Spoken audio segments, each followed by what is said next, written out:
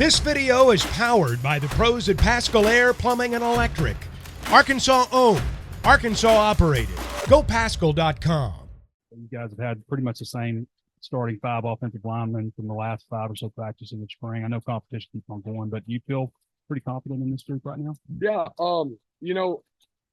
outside of what you see in practice, there's also some combo periods where, Marty Wiggins has ran with the ones, Takis Crawford's ran with the ones, E. Harris, Chambly's with the ones. So we're getting a good mix of guys to kind of build that confidence among the group.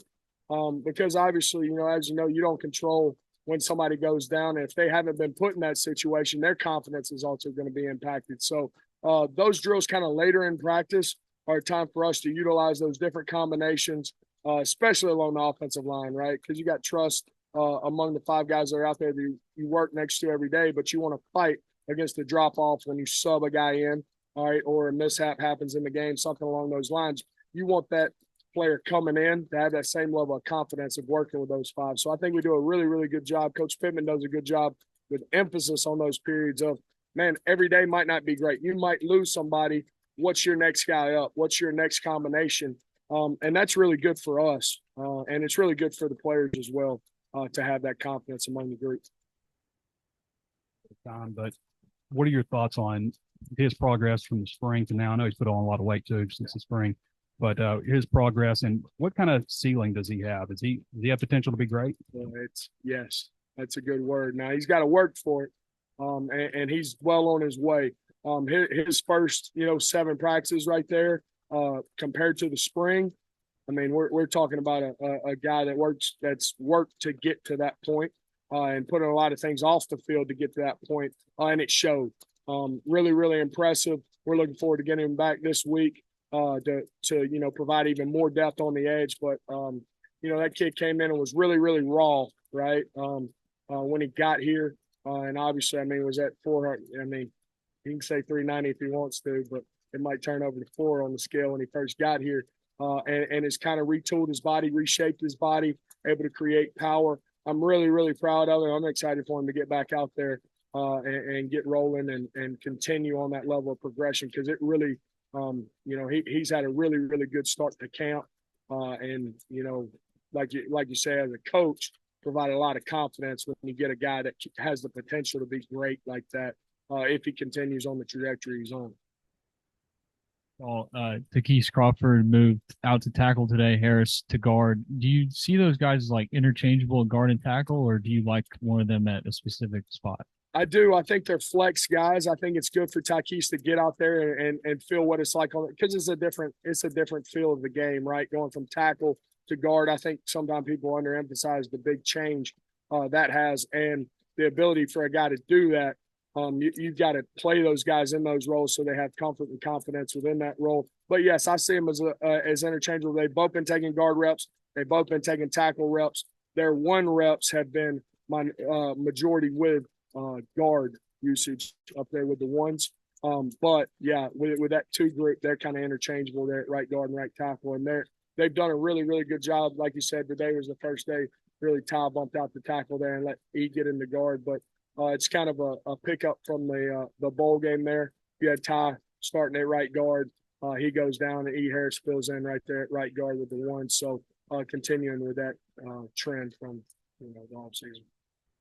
We know that he's been sent out a little bit. Chambly at left tackle. Do you feel confident in him, or maybe if Manuel wasn't good to go, would you move someone else out to left tackle? All honesty, after the 3 practices he's been there, I feel exponentially more confident in Andrew Chambly. He's done a really, really good job filling that role. But, that goes to, hats off to the D-line and those guys too. He can't make the mistakes he makes with the 2s, with the 1s, and it flies. You know what I'm saying? There's a level of error there when you get up to the 1s where, you can't get by. There's some things that your athletic ability can take over when you're a little bit more athletic than the guy.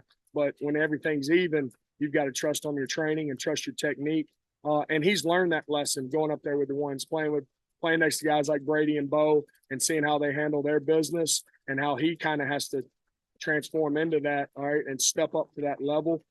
He's doing a really, really good job in there filling that void while Dev's down and going after the spot. That's the conversation we had is You know, you go in there and you perform at an elite level, might not have to give it back, you know. So that's the thing for him, that he's doing he's done a good job transforming his body as well, as far as in the weight room, being able to handle power rushes and utilize his hands better. Those are things he's working on. He's playing strong with his hands, and obviously with the frame he has, playing long. That's one big thing we talk about with his strike and his hand usage, is being able to play long and utilize that frame that he does have. What have you seen from Braun? I mean, how, as a experienced newcomer, in what ways does he kind of help the unit? Yeah, I think there's give and take with that, right? He played snaps at Florida, into a new system, new verbiage, things like that. He's going to have a little bit of picking up to that pace as far as the coaching and the system we have. But he's done a really, really good job providing, you know, leadership along with Bo and Brady, kind of being a guy that's been in the fire, right, of SEC play, which always brings you some comfort as a coach. He knows how you have to prepare in this league because he's done it. And that provides something along the interior that's only going to help you. And he's done a really, really good job taking a hold of the playbook, learning it, and coming into our system and providing value. Revealing too much scheme, what's kind of the biggest difference going from last year to, you know, a Dan Enos offense as an offensive line I think coach? without giving away too many things a lot, I mean, there's, you know, a big change within the run game of tight end utilization. There's a big change within the multitude of protections we use. Okay. And I would say the formations, you know, have changed drastically with utilizing 2 tight ends and things like that. And, you know, everybody kind of asked me, well, are you going pro style? Well, did you watch the Super Bowl? You know, you had the Chiefs and the Eagles. If that's pro style, then yes, you know. So pro style has kind of shifted along the years. And, you know, I think it's really enjoyable for our guys to turn on and watch NFL tape and be like, oh, that's so-and-so protection. That's this run. That's that. It's very equatable to that. Washington was in here yesterday. He said he likes playing next to Kudus. He's doing things like an 18 or 19-year-old normally doesn't do. Like, what's the ceiling for Kudus? How's his camp been? Excuse me, man. Kudus' ceiling is also extremely high. You know, obviously, him coming in here, he's still a young kid, a young man, all right, age-wise. But his weight room numbers and things like that, his strength, he is very, very gifted in that neighborhood, all right? He's going to squat over 600 pounds, very, very strong on bench press, things like that. His movement patterns, he's a smooth mover. I think the best thing for him in this camp is he's going up against SEC caliber defensive ends, okay? Because at times you wonder in practice, maybe you're going through it and you're like, well, would that hold up against top-tier SEC competition? I think that's the biggest thing for him. It's kind of the same thing we touched on with Chambly, is he's having to raise his game. You know, with lower level guys, he can kind of get by on athletic ability and things like that. But now any chink in the armor is going to show versus top tier talent. And I think that's what he's working through and he's finding out. You know, his whole life he's been very, very gifted. And now he has to hone in on his technique and clean up some things there. But yeah, he does some things that are very uncanny for young players as far as the strength category and things like that. And only continuing to get better as he learns more in the game and gains more confidence out there on the edge. Limmer getting transition to center, getting smoother and smoother there. Yeah, I think it's very, very smooth right now. You know, he's learning how to set protections. And not just a multitude of protections, right? And how to set runs and spot runs, very similar to what they do on Sundays. So that's huge for his development. And goodness gracious.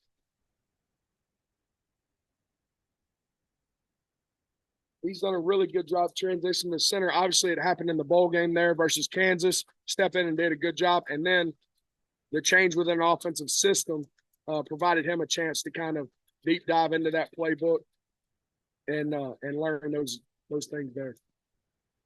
Preseason should be, but Coach Pittman has talked about how that move will help Bo next level.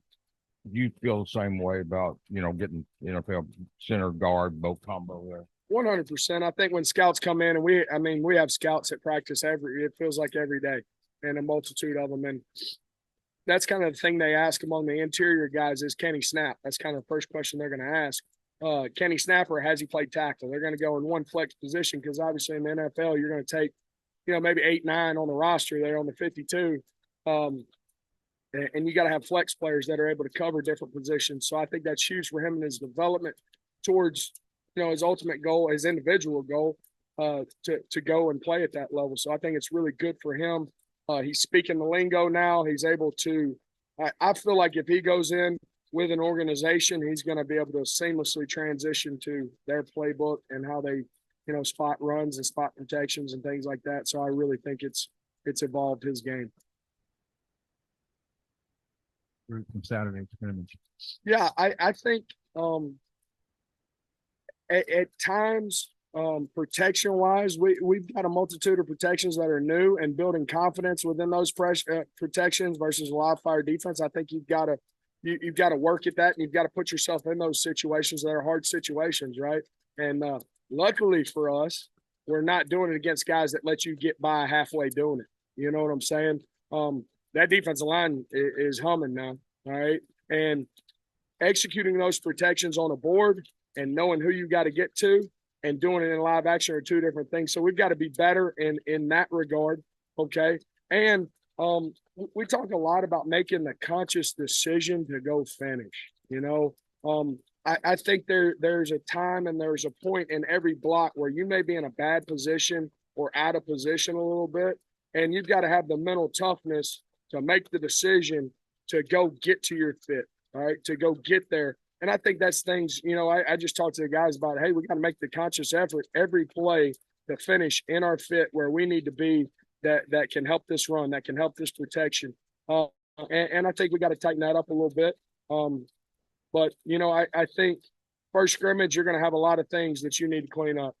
And those are just two things kind of we talked about that are goals for scrimmage too there. And, that's kind of – that's. You've referenced several times the top tier talent that you're practicing against. Who has flashed you? Who in particular over there? There's a lot of flashes over there, right? I mean, you guys see the roster. You guys see who we brought in. Trajan Jeffcoat is a real live dude over there. He's an SEC caliber guy that is going to give these tackles. You're not going to have to worry that they're prepared to go into SEC play, going against him off the edge. And then, you look over to the other side, you got the Landon Jacksons of the world, you got the John Moore, you got guys on both sides who don't let you get away with poor technique. All right, they're going to exploit it. So those guys along the edge, the newcomers inside, Keeby, all right, has flashed the past couple practices inside, doing a really, really good job. Tank Booker's doing. I mean, those guys are big guys, right? They're large humans in there in the middle, very on par with what we're going to see on Saturdays. And then you got TC, you got Cam Ball, you can go pretty deep over there. So we're really, I mean, you have to every play, whether ones or twos, you have to rise to the occasion. You cannot just get by. You have to be on your A game. Or they're going to exploit you. And I think that's a true benefit to have those guys wearing red, because you're not worried as an offensive line coach, man, are we getting a real life SEC look? There's no doubt about that. I want to ask about a couple of the younger guys. I was seeing they're getting some 2 and 3 reps. Luke Brown, I know he missed the spring. How's he doing? Yeah, coming in and doing really well. We put him at tackle. We flexed him in the guard today. Just trying to find his niche where he fits in as far as tackle or guard. Obviously played tackle in high school, moved him into guard. Really big, powerful kid. His learning curve is going to be within the pass protection, all right, pass sets and things like that. He knows that. He's got to get better at it with those techniques, but doing a really good job hopping in there. The other young cats, Parrish Patterson, doing a good job at that left guard spot, growing within the game, understanding that offensive line is not just smashing someone straight down the field, learning the angles he's got to take, learning the techniques he's got to pull with, where his eyes need to be, things like that, that you just go through the Rolodex of things as offensive line play to become a complete player. That's what he's learning more of.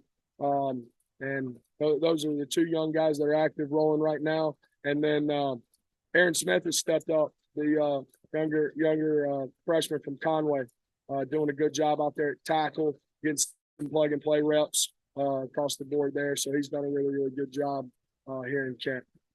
And Lewis on that line had 3 Power 5 signings.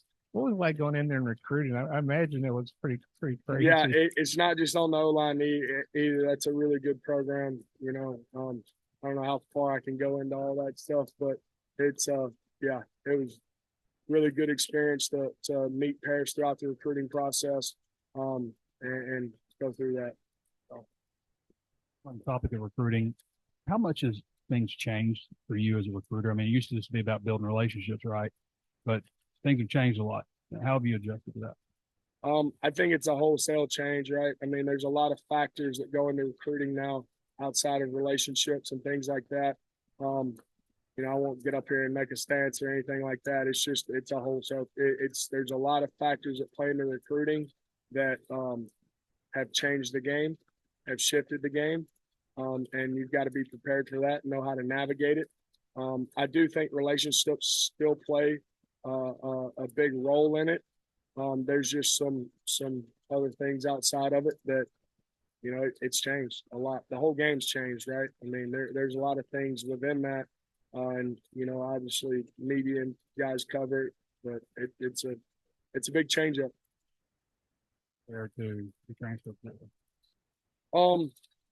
I think it's like the coupling of the NIL and the transfer portal that has caused for the wholesale change. You know, because I think back in the day when the transfer portal wasn't here, you know, there wasn't a threat of guys, you know, hopping in it and things like that. It's just you got to adjust, right? I mean, you know, I used to have an old coach say, you know, the dinosaurs die. You got to evolve. You know what I'm saying? You got to evolve with the game. Like you got to do what's right and do what you think's going to work in those situations. And everybody's learning, right? It's a huge learning curve with this whole thing because it's uncharted territory. All right. We're the first crew to go through the coupling of transfer portal and NIL. So you're trying to navigate these things and make the right choices, but there's no how-to on it yet. You know, there's no book for dummies on how you do it and how you navigate it. So you're living it. It's a constant learning process. Coach, I think you said Amari Wiggins was running with the ones a little bit. Was that? I'm assuming that was at guard. Actually was center in the combos. You know, he went up there with the center, playing the first center spot right there. You know, later in camp, maybe it will be with the guard combos. We'll see how it progresses. But he's doing a really good job adjusting as far as playbook and things like that, not having really a spring and coming in and having to grasp it through OTAs in the summer and things like that. He's done a really, really good job. He's a quieter, really mild-mannered guy that can take control, and he's learning every day. And I think just adjusting to, you know, the top-tier talent and things like that, you know, have been good for him. He's stepping up. That's when Josh Street, I guess, got put on scholarship. What do you think about that? Yeah, man, I was a walk-on, right? And I got put on scholarship. It was the best day of my football career, right? You work, you bust your tail, you do what you got to do, you show up every day, and really you get no reward. All right. You're busting your tail every day, doing what you need to do, showing up on time, executing things in practice. And really you're doing it for the love of the game, right? And then you hit a moment where you get put on scholarship. And man, that's something he can tell his kids. That's something you can carry with you throughout life.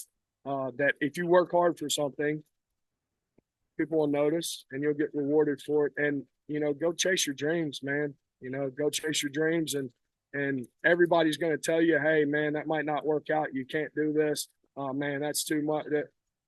If you go work and you consistently do everything you need to do to your highest level, all right, eventually people start falling off and you'll be the guy hanging on, you know. And hey, just, you know, I get on a soapbox with it, but that means a lot to me, man. all right, valuing hard work, and that kid, he's done it. He's utilized on special teams units, utilized with O-line depth, and he's done a really, really good job coming into our program. And it's awesome to see guys take that path and bust their tail and get it done. BetOnline is your #1 source for all your betting needs. Get the latest odds, lines, and matchup reports for baseball, boxing, golf, and more. BetOnline continues to be the fastest and easiest way to place your wagers, including live betting and your favorite casino and card games available to play right from your phone. Head to the website or use your mobile device to sign up today and get in on the action. Remember to use our promo code BELIEVE, that's BLEAV, for your 50% welcome bonus on your first deposit. Bet online, where the game starts.